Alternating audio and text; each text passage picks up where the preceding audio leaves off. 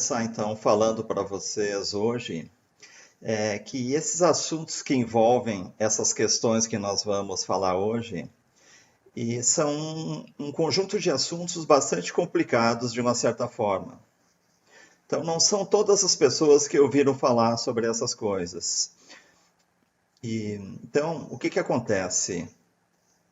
Esse conhecimento ele é todo encadeado e ele pressupõe uma série de pré-requisitos de informações para que isso possa ser conectado. E é muito difícil seguir uma palestra só, uma linha que possa ser coerente 100% para todas as pessoas. Então, o que acontece? É muito provável que nós vamos abrir assuntos aqui que vão exigir novos encontros ou novas lives para ir abrindo isso.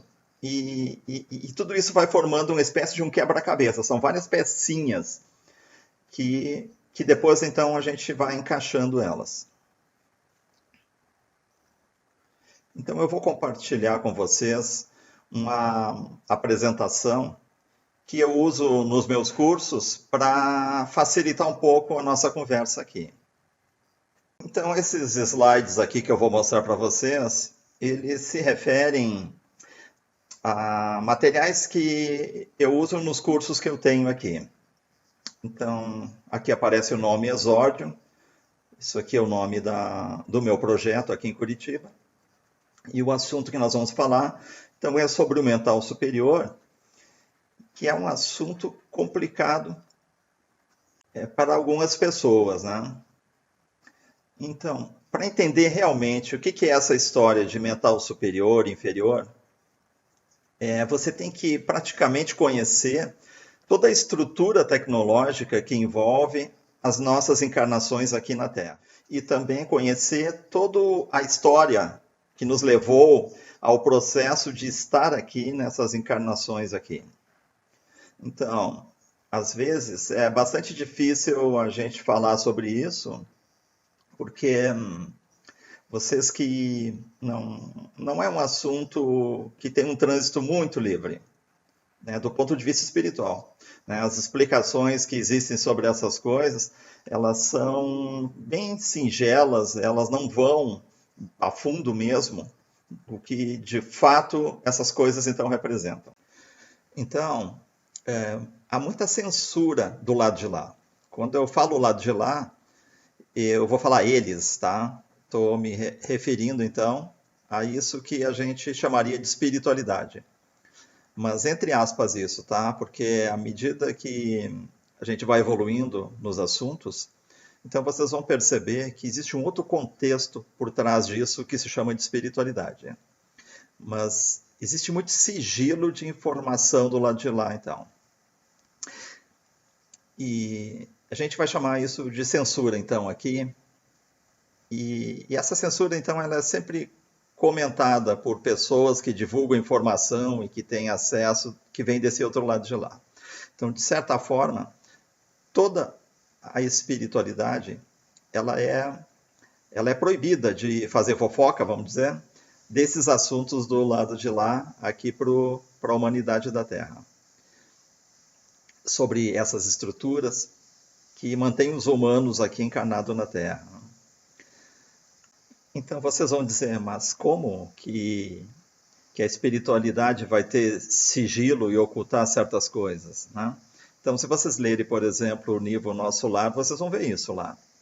Vão ver que as pessoas que acessam algum tipo de informação especial, elas têm que acumular uma série de condições e aí elas podem, então, frequentar lugares específicos, né, dentro do nosso lar que contém mais informação.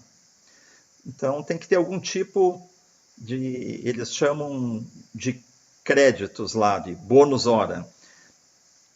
E as pessoas, então, elas conseguem, então, ter acesso a mais informação. Então, o que acontece? Vocês vão ver que a informação que vem do lado de lá, ela é toda vigiada, é toda controlada. Tudo que vem para a Terra é 100% controlado. Então, tem uma frase que eu estou mostrando aqui de Lao Tse que diz assim, ó, há duas coisas que você pode fazer em relação à verdade. É ir a fundo ou você nem começa. E porque o que vem em decorrência dessa busca pela verdade pode ser coisas bem complicadas. E isso pode não se adequar, vamos dizer assim, aos níveis de aceitação da realidade que as pessoas normalmente têm.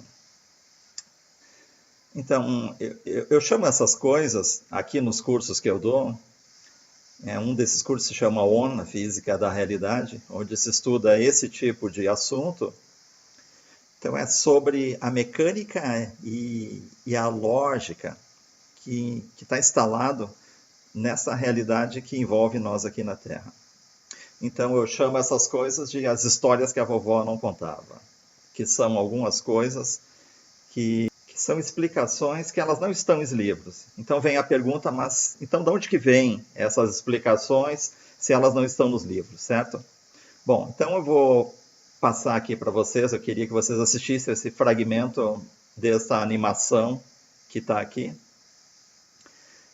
E ela mais ou menos, ela traz esse entendimento de que tem certas coisas que são possíveis de descobrir pelas pegadas que as coisas vão deixando, então.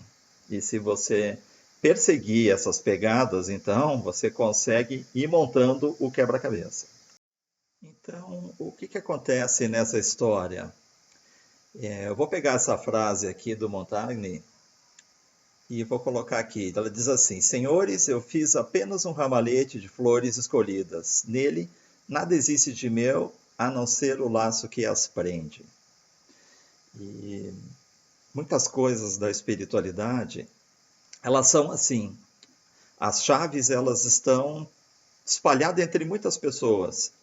Então, se você for seguir somente uma determinada linha de pensamento, ou filosofia, ou determinado mentor, então você não consegue capturar todas as coisas.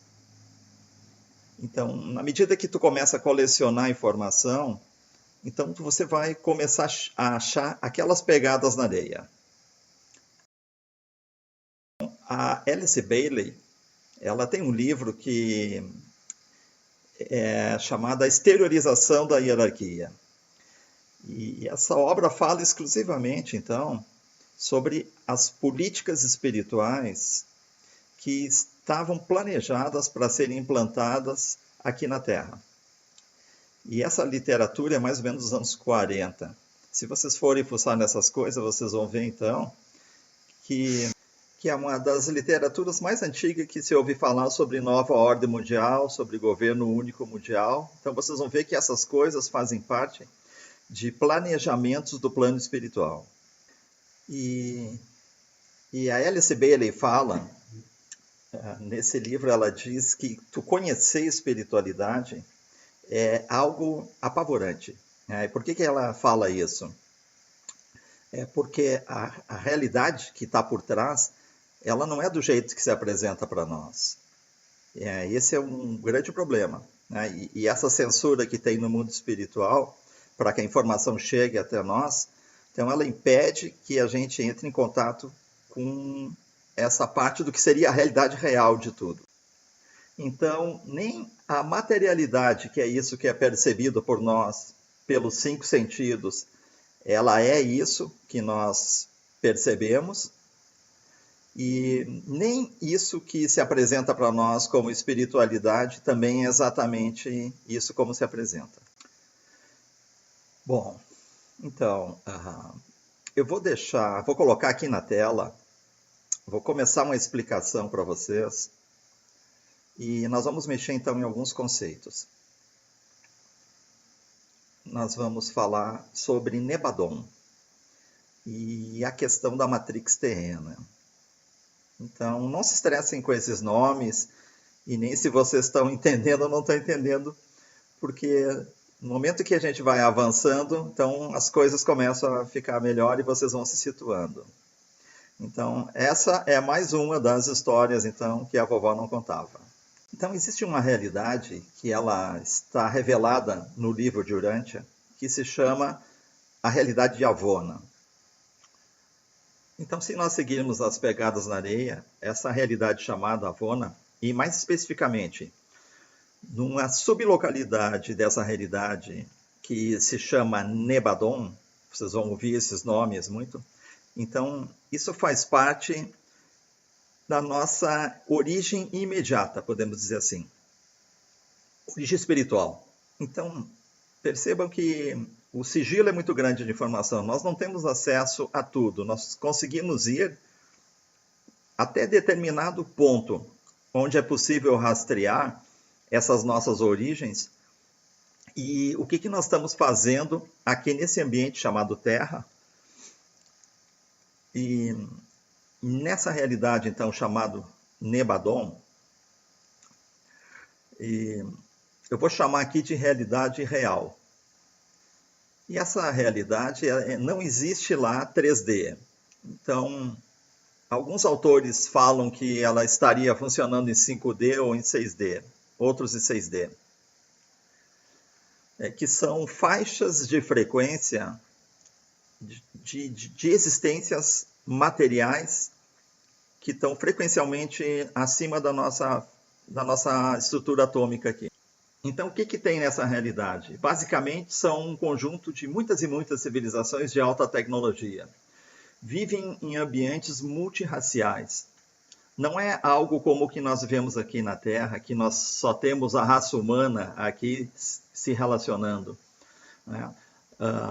Nós podemos dizer, não, mas aqui tem muitas raças, tem raça amarela, tem raça negra, tem raça branca, e isso não são exatamente raças, entendem? E eu te diria que são pequenas variações genéticas de uma mesma raça. Então, raça diferente seria como se você fosse no reino animal, pegasse, digamos, 2 mamíferos, tipo um elefante, por exemplo, e um rato, e você veria que são totalmente incompatíveis, né? Na humanidade, você pode pegar um órgão de qualquer raça e você trocar. Você faz um transplante de um coração de um para o outro e vai funcionar. Então, na verdade, é a mesma raça, né?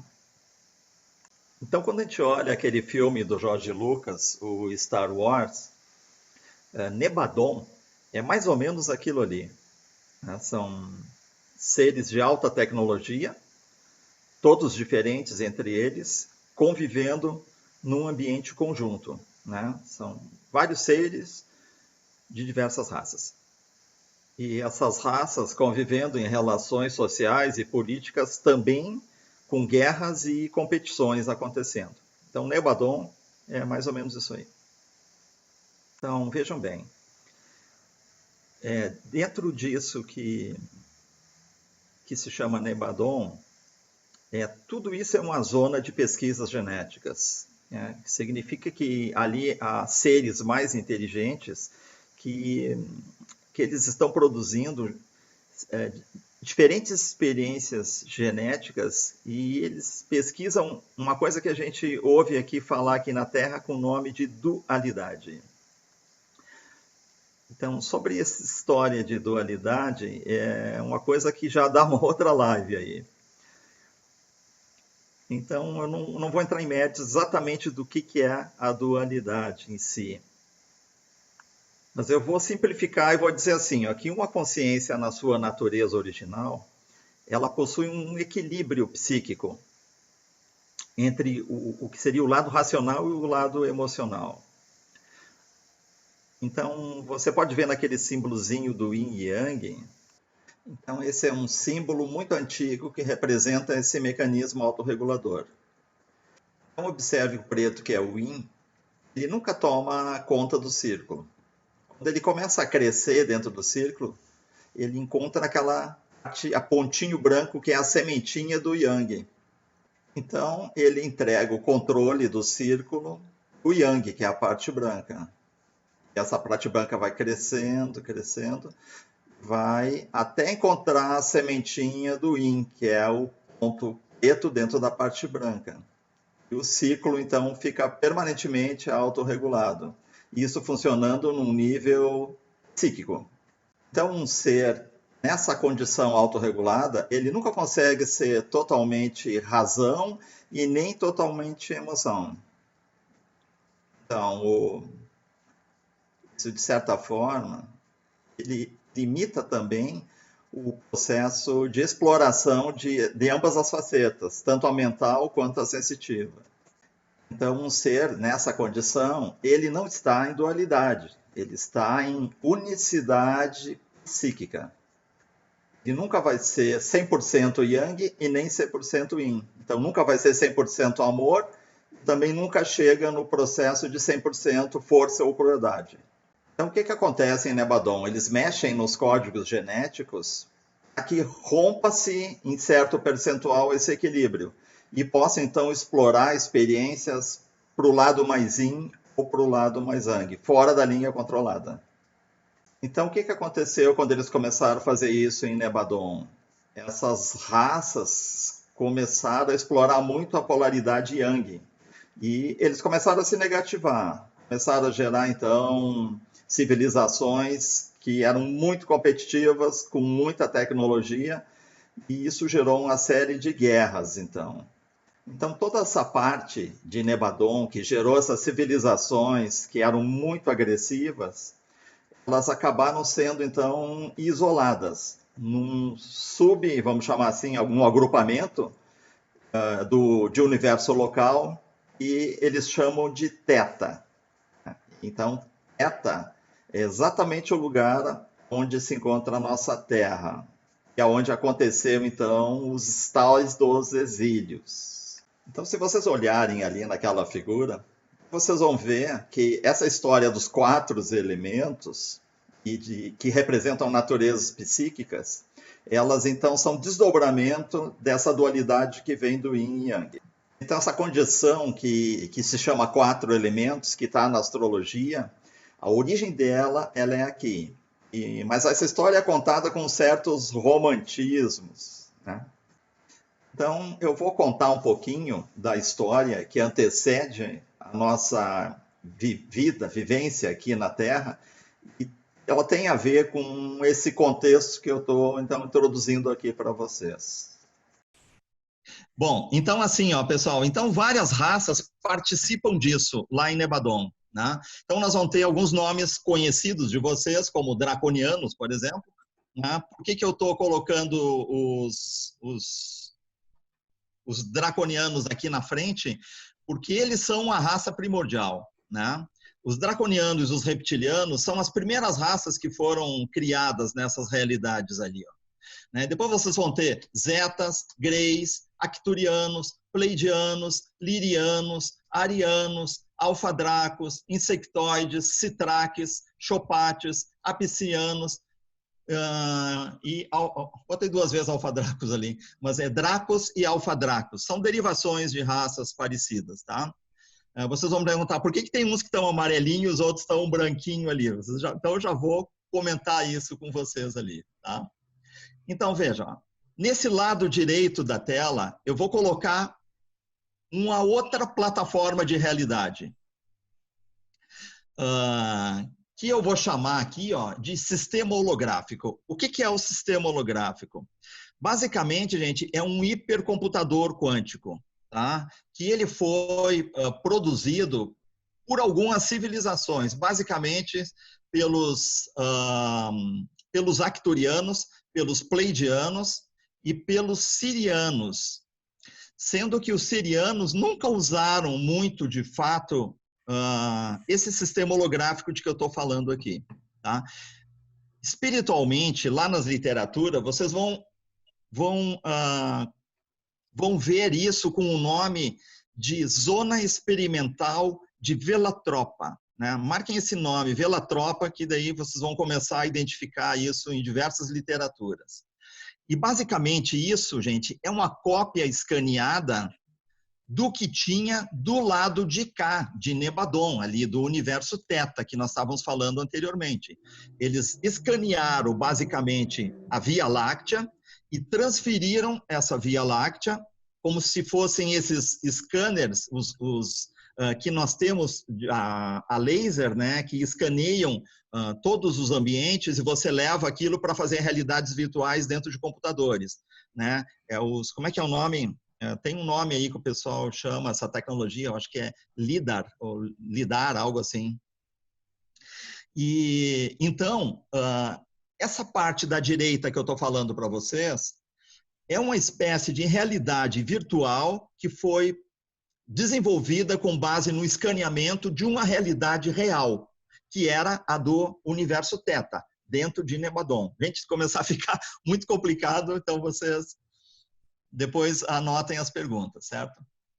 Então, o que acontece nessa realidade aqui? Ela tem uma estrutura também montada ali, tá? Que nós podemos chamar essas estruturas de faixas dimensionais, né? Então, quando eles montam esse tipo de tecnologia, essas civilizações, eles se projetam mentalmente para dentro dessas realidades. É como se tu tivesse um computador que tu entra com a tua mente dentro dele, né? Por que eles fazem isso, né? Então, eles entram, ó, eu vou chamar ali, ó, de portal solar, né? Para quem conhece alguma coisa, já vai começar a entender agora essa história quando se fala de portal solar, né? Então, isso que se chama de portal solar é por onde os administradores do holograma entram e saem do holograma, certo? Então, dentro do holograma, veja que o holograma é uma realidade que é produzida toda feita com luz. Então, o que acontece? Você tem a luz que ela começa num patamar de velocidade e, basicamente, a luz vai entrando em slow motion, vai diminuindo a velocidade dela. À medida que diminui, então você tem faixas de vibração do espectro eletromagnético que a gente conhece como dimensões aqui, digamos, na Terra, certo? Então, Velatropa tem diversas dessas faixas dimensionais. Alguns dizem que tem 8, outras pessoas dizem que tem 12. Então, ninguém sabe direito sobre isso aí. Então, eu vou chamar de zona administrativa o que nós chamamos aqui de 4D, quarta dimensão, certo? Mas, abaixo dessa zona administrativa aqui, então tu tem uma outra faixa dimensional, que eu vou chamar aqui de 3D. E vejam só, gente, essas faixas dimensionais, esses nomes, ninguém sabe exatamente se esses nomes é isso aí mesmo ou não é. Então, eu estou usando esses referenciais aqui também, né, chamando de 3D a realidade onde, então, eles criam modelagens planetárias e genéticas. Então, vejam bem, existem planetas inteiros que são gerados e criados holograficamente nessas regiões. Seriam a plataforma experimental, isso que está abaixo dessa linha, que está com o nome de 3D ali. E aonde que estão os caras que administram, então, a plataforma experimental? Eles estão em cima, ali naquela outra faixa chamada 4D. Então, são as zonas administrativas, ok? Bom, a pergunta é assim, né? Por que é, então, que criam isso, que criam esse tipo de realidade? Né? A Terra em que nós vivemos é um desses hologramas, certo? Então, a Terra é conhecida fora aqui do nosso ambiente que nós estamos vivendo por diversos outros nomes. Eles chamam de chans, chamam de... Mas, basicamente, dentro da estrutura arcturiana que construiu esses hologramas, eles chamam isso aqui de Velatropa 24. Tá? Esses nomes não são importantes, gente. Eu estou falando esses nomes aqui porque lá nos cursos a gente entra um pouco mais a fundo, então a gente estuda eles. E porque depois vocês acabam lendo literaturas que vai estar escrito Velatropa 24. Aí tu vai dizer, tá, Velatropa 24 é aquela história que a gente viu naquela conversa com o Danilo lá. E a Terra, mais especificamente, eles chamam de Velatropa 24.3. Por quê? Porque Velatropa 24 significa o sistema solar. E 24.3 significa o terceiro planeta do sistema 24, que é o sistema solar nosso aqui.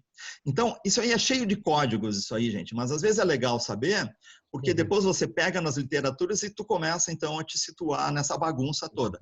Porque é uma zorra mesmo a coisa toda, gente. É difícil de entender, e é tão difícil de entender que a espiritualidade, eles não querem explicar isso para nós, porque é muita piração, é muita pira mesmo, gente. É conversa para bêbado isso aqui. Bom, então vamos voltar aqui, ó. O que acontece nessas civilizações? Agora vamos esquecer Velatropa um pouco e vamos voltar para o universo de Nebadon. Então, o que aconteceu nessas pesquisas aí, em que desenvolveram raças e civilizações que tinham processos psíquicos em alta dualidade, né? Então, essas civilizações começaram a ficar muito competitivas, porque eram muito yang e eles fazem essas experiências genéticas, gente, mexendo no coeficiente que você consegue desestruturar o teu yin e o teu yang. Seria como se tu desacoplasse aquele símbolo yin yang em duas facetas, a branquinha e a pretinha, em determinado percentual. Então, esses percentuais é o que eles chamam de percentual de dualidade ou de polaridade, né? Então, por exemplo, o universo θ, ele é permitido que mexam nas genéticas, digamos assim, quebrando a unicidade ou criando dualidade em até 60%. Mas o que aconteceu? As raças que estavam criando experimentos ali, eles fizeram isso e foram a patamares de 80%. E um patamar de 80% é tido como se fosse o máximo que uma consciência conseguiria experimentar em termos de dualidade, sem, literalmente, a gente tupirar, né, em relação a isso aqui, para quem experimenta esse tipo de genética.